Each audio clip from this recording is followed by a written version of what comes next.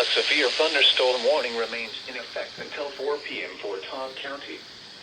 At 3:43 p.m., a severe thunderstorm was located over Guthrie, or 10 miles south of Elkton, moving east at 40 miles per hour.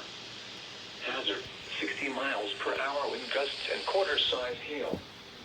This is a radar-indicated threat. Impact, hail damage to vehicles is expected. Expect wind damage to roofs, siding, and trees. Locations impacted include Elkton, Guthrie, Trenton, Justice, Allensville, Allegra, and Everett. Repeating, a severe thunderstorm warning remains in effect until 4 p.m. for the following county: Todd, Kentucky.